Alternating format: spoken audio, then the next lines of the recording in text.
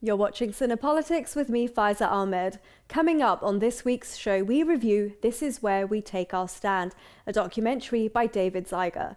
Now, it's been 10 years since the invasion of Iraq, and many people have questioned the validity of the war and whether it was actually really worth it. Now, amongst those men and women are war veterans who've served in Iraq. Zeiger's documentary focuses on this particular group of former servicemen. Now, in 2008, over 200 veterans and active duty soldiers organised an event called the Winter Soldiers. Taking inspiration from the 1971 Vietnam investigations of a similar name, the veterans gave public testimonies describing the horror they witnessed. This Is Where We Take Our Stand gives us behind-the-scenes access to the three-day event, and we hear some very chilling accounts of the occupation and the atrocities that were committed by some people in the name of serving their country. And at the same time, we see the opposition they faced and the attempts that were made to silence them. So, 10 years on, the war may be over, but will the effects of the war be everlasting? Let's take a look.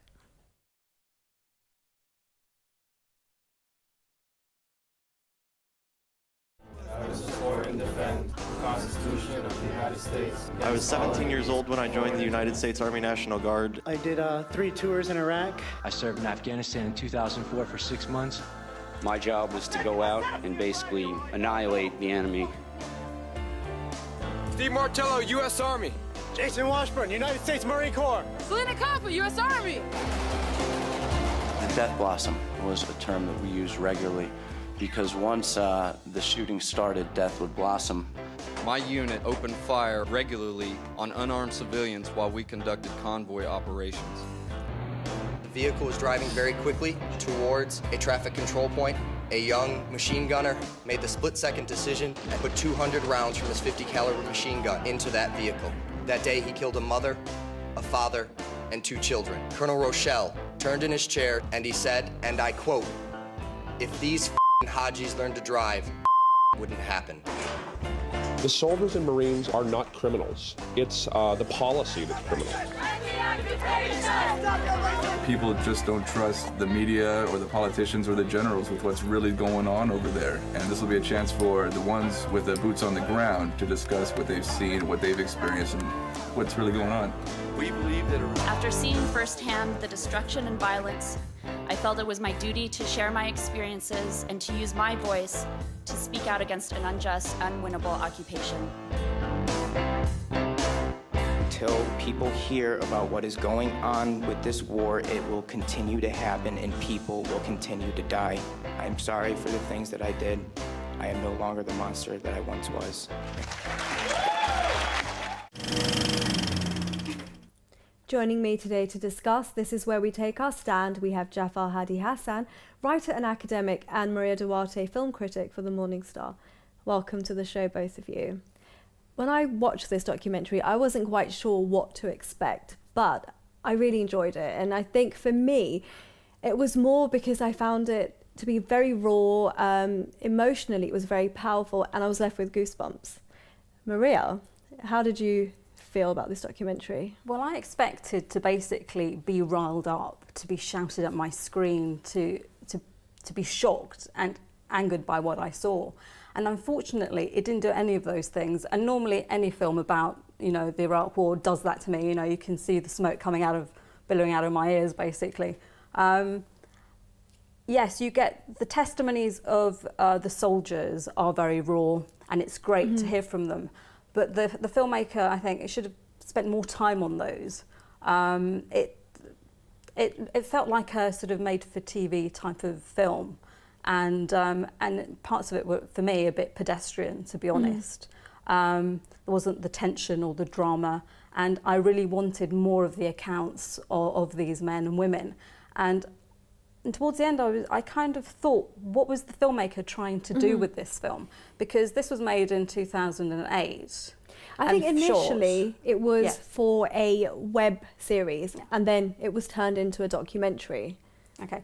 But what was he trying to achieve by it? Because clearly the war is now ended and the soldiers are back.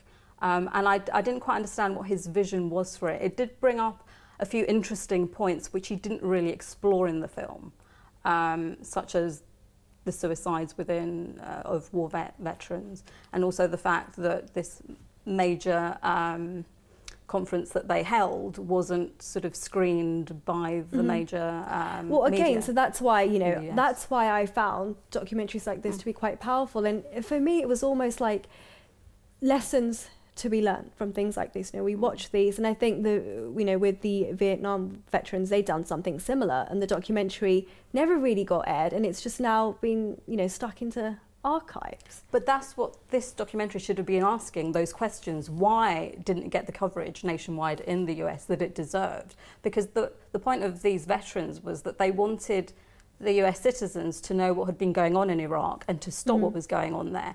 But they didn't have that access to what they were saying. So the question is, why, you know, were the media companies in collusion with the government so that the people didn't know? And it didn't really cover that at all. Now, Jafar, I want to bring you in here. As an Iraqi, watching this, how did you feel? I think I found the film very interesting and very informative. Before, we were reading about facts and actions committed by American soldiers and American army.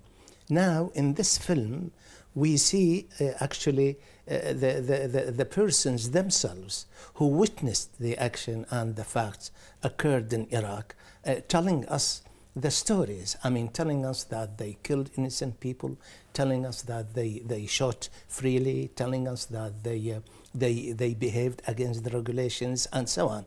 And I think for me that is very important. It's not only as a document, but as a history. Exactly. As a history is very important. I think that's what I thought as well, that, you know, and those testimonies were what made it powerful for me. But we're going to pause there. Let's go to our next clip and hear a testimony from a former Marine. It makes me so angry. And then I was never angry. Like, growing up, I was never angry. Never, never. You couldn't get me angry. You could not get me to fight you. And now I get angry enough to man, I mean, I get angry enough to want to kill sometimes. Like, I hate my country. I hate the people. I mean, there's people outside waving American flags trying to get me not to exercise my freedom of speech. And then when I go back home, I'm going to be labeled as a traitor, and I'm going to be labeled as a liar and a treasonist. And it sickens me to my very core that I ever fought for these people. It sickens me that there was once a time when I believed that the security and sovereignty of my home was challenged, and I went and fought for that, and it was total and now it's ridiculous. Okay, Maria, so we've just heard from a former Marine. I mean, what compelled them, do you think, to tell these stories now? Because they felt that they were cheated while they were out there, and they came back and they felt betrayed by what had happened to them. And basically, I think there wasn't any support for them once they got back to the States. And so they all had to deal with the trauma of war and post-traumatic stress syndrome. And I think, you know, the whole thing, especially with this Marine that we've seen, he went to the doctors to get medication, and one of the side effects of this medication is suicidal tendencies. And apparently there've been 10,000 suicides committed by former veterans. That's pretty shocking. You see, this is one of the facts which people didn't know, that 10,000 of them committed suicide. By the way, I'm not surprised when he says that he hated his country, because he was taken to a country and compelled to kill some innocent people, and was assigned, as was a testimony by other soldiers, were assigned to a job which they didn't sign for, and also to a war which is not defending the country, not defending America. It was occupation. And of course they didn't like it. This is why he and other people, other soldiers, they say they hate the country, and they were cheated by the country. But then many people, you know, including, you know, commentators, you've got some Marines, and we saw some of that footage in the documentary, you know, call them traitors. You know, they hate the country, hate what the country's done. Why have people in the US reacted like that? I think it is because of the media. The media did not give exposure to these kind of reports, because they were telling the truth. These soldiers, they really suffered, and they lived the action itself. People in America didn't know. This is what they said, in fact. They said, we want to tell the suffering of the people, our suffering and the people in Iraq. But the people were not ready to listen to them. And of course, the media was against them. So I read something quite interesting. Basically, during the Iraq war, when Iraqi newspapers wrote, things that we've seen here, they were closed down by the US forces, and US officials were also paying people to publish different accounts of the war. I don't know what you... No, this is true. America paid a lot of money to those who could write reports positively about the American army in Iraq. And this is what happened. Now these people are called traitors in Iraq, and they are recognized as traitors. Maria, what was the most shocking testimony you heard in this? Well, there was one account where one of the guys witnessed there was a car sort of speeding to this checkpoint and it wasn't going to stop. And there was a young soldier, and in a split second opened fire on it because he thought that they were they were going to kill him. And I think he opened fire with 200 rounds of ammunition. And in the car was a family, a mother and father, and a 4- and 3-year-old child. And that was pretty horrendous and horrific. And it reminded me of this friend of mine who's a television reporter who went out to Iraq to spend time with the British troops. And he said that the most scariest thing out there were the Americans, because they shot first and then asked questions later. And when he went out in with the convoy, they had to have the British flag in the windscreen, because when they were driving, the Americans would just shoot at anyone. And even if, you had to be very careful.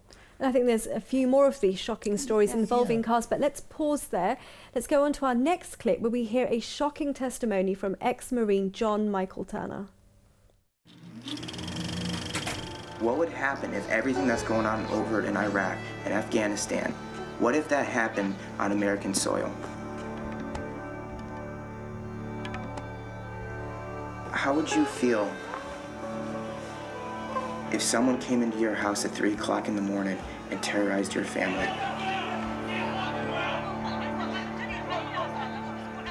How would you feel about that? I'm asking you.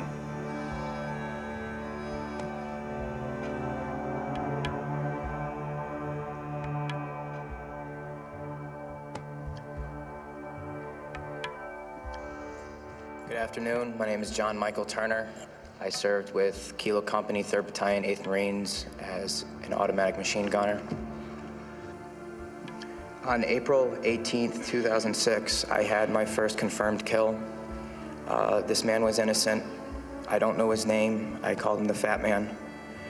He was walking back to his house, and I shot him in front of his friend and his father.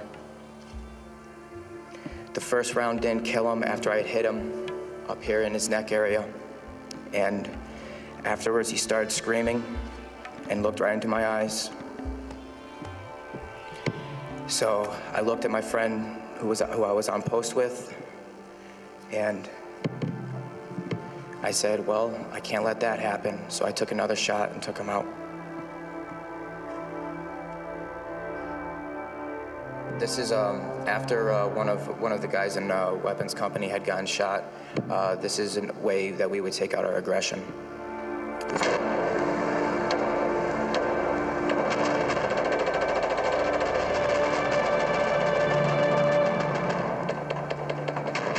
For those of you who don't know, it is illegal to shoot into a mosque unless you were taking fire from it. There was no fire that was taken from that mosque. It was shot into because we were angry. I just wanted to add, when I hear these testimonies from these soldiers, I don't know why, but I get a sense of real loneliness on their part.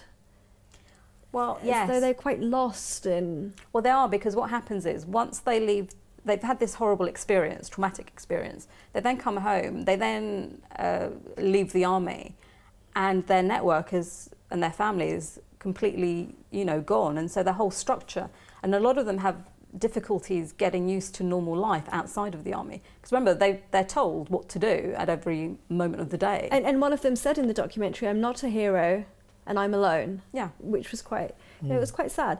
Now, Jafar, we've just, I don't know if people could hear over the audio, but, the guy said, the ex-Marine said that he shot at a mosque. Yeah. You're not allowed to do that unless you're being fired at from the mosque. So how did the US go against the Geneva Conventions during the occupation? But before I answer that question, one of the shocking scenes that when the lady, an old lady, came with the bag on her head, the bag on her head, they shot her just like this, and when she was dead, they discovered that she was bringing some grocery for them. About the mosque, shooting the mosque, I mean, we saw in the film, the documentary, that they were shooting at the mosque with many rounds, and no one was shooting from the other side at all. Though, according to their regulation, that they shouldn't do that unless someone was shooting against them. I didn't know this, in fact. I mean, I just saw it in the documentary, which tell us that they act against the regulations. But I mean, they did that throughout. Like, take Fallujah, for instance. I mean, the use of napalm, depleted uranium, the birth defects. I don't know if you've seen some of the pictures. They're not in the documentary, but they're shocking. If babies born with 3 heads, born with a nose in the center, the eye. Yeah. It's very hard to. By the way, the percentage in Ramadi and Bar and Fallujah, where there was a severe fighting, I think 2005 or 6 or whatever. Now the percentage of the babies born with disfigurement is about 20 or 30% now. Yeah, and it's increased. It's dreadful pictures. Yeah, it is. Going back to obviously this documentary, now they drew inspiration from the Vietnam veterans. What parallels can we draw between what we heard in those testimonies, because we saw some of them in this documentary, and to what the Iraq veterans are saying? Very interesting, the comparison, of course. I mean, it shows that after 50 years, nothing happened. Nothing changed. The same. I mean, the soldier in there says, "I was told to use any technique so that they will not capture you." And of course, and we hear 2008, the soldier in this film, in this documentary, says, they told me to shoot freely. Exactly, and they were told to look at them as though they're inferior, that they're better than them. Let's pause there. Let's go to our final clip where we hear from Selina Copper, an ex-military personnel, as she describes the consequences of her participating in an anti-war march.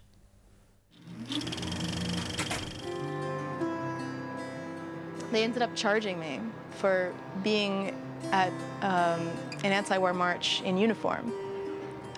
And the captain looked at me and said, "You're a traitor who kills soldiers. I don't need to see your goddamn evidence." And I said, "Okay, that's good to know."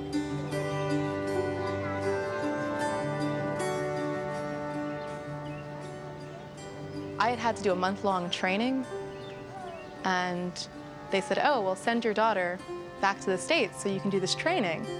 And I said, "Oh, okay, that makes sense. It's only going to be for a month." And then they wouldn't let me go back to get her. That was really hard. That was probably the hardest thing that I've ever had to face. I'll never get this out. I will never. They were willing to do whatever it took to me in order to get me to shut up. And finally they got me out. I haven't shut up, but at least I'm out.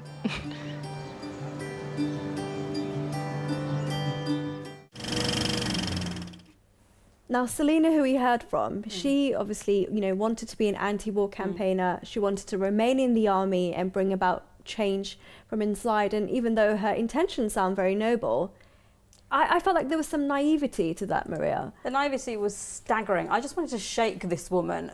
In what scenario was the army going to allow her to campaign against the war while still being in the army? I mean, it just beggars belief, really. So that did shock me. I just couldn't believe how stupid she was. And I'm surprised that they allowed her to stay as long as they did in the army and didn't get rid of her sooner. And the fact that it didn't even occur to her that they would use any means to get her out, Yeah, I was just staggered. I'm quite shocked at obviously the techniques they used to keep her quiet. I mean, is that something quite common?